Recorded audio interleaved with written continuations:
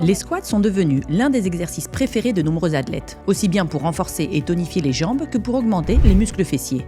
Dans cette vidéo, nous allons vous montrer certains des squats les plus efficaces que vous pouvez faire.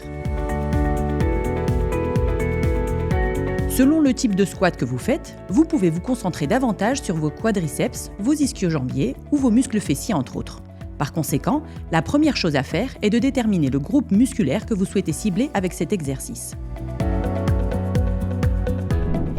Tout d'abord, en ce qui concerne les squats sans équipement, le squat dit classique est le plus courant dans les programmes d'exercice et il est idéal pour travailler vos muscles fessiers et perfectionner votre technique.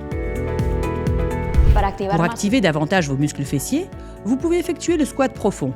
Ce type de squat commence de la même manière que le squat classique, mais vous devez dépasser l'angle de 90 degrés lors de la descente. Vous pouvez également varier ce squat en faisant un saut lorsque vous êtes en bas et en étirant tout votre corps avec vos bras vers le haut lorsque vous vous relevez. Ce type de squat est souvent utilisé dans les routines HIIT. En plus, pour développer la force des jambes et des muscles fessiers, le gobelet squat est le meilleur choix. Vous partez de la position classique de squat, mais avec un poids au niveau de votre poitrine contre celle-ci. En revanche, si vous cherchez à travailler la partie intérieure de vos cuisses et vos muscles fessiers, vous pouvez choisir le squat sumo. Ce type de squat est ainsi appelé car il rappelle la position des lutteurs de sumo. Au lieu d'écarter vos jambes de la largeur des épaules, vous devez les placer de manière beaucoup plus large.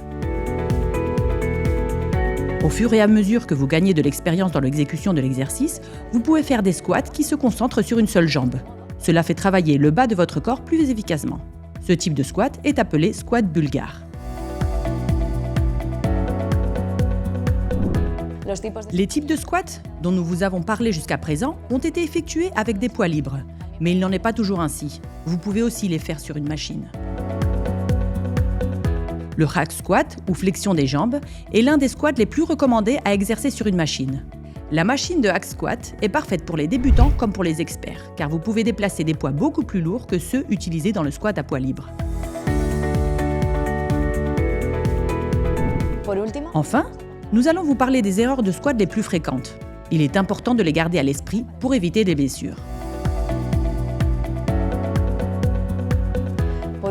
D'une part, lors de la pratique du squat lesté, il est fréquent de descendre le squat trop rapidement. En ajoutant du poids à la vitesse de la descente, il rend la montée beaucoup plus dure et difficile. Il est préférable d'effectuer la descente en tenant le poids. Une autre erreur est de faire monter les hanches plus vite que le haut du corps et que le poids vous bascule vers l'avant. En portant plus de poids que nous le pouvons, notre centre de gravité se déplace, ce qui entraîne une surcharge de nos articulations. De plus, il est fréquent, aussi bien dans les squats libres que dans les squats sur machine, de rapprocher les genoux. Cela peut se produire pour diverses raisons, comme par exemple utiliser trop de poids ou un manque de technique. Pour éviter cela, vous devrez toujours garder vos genoux en ligne avec le fémur et vos pieds, quelle que soit l'ouverture des jambes.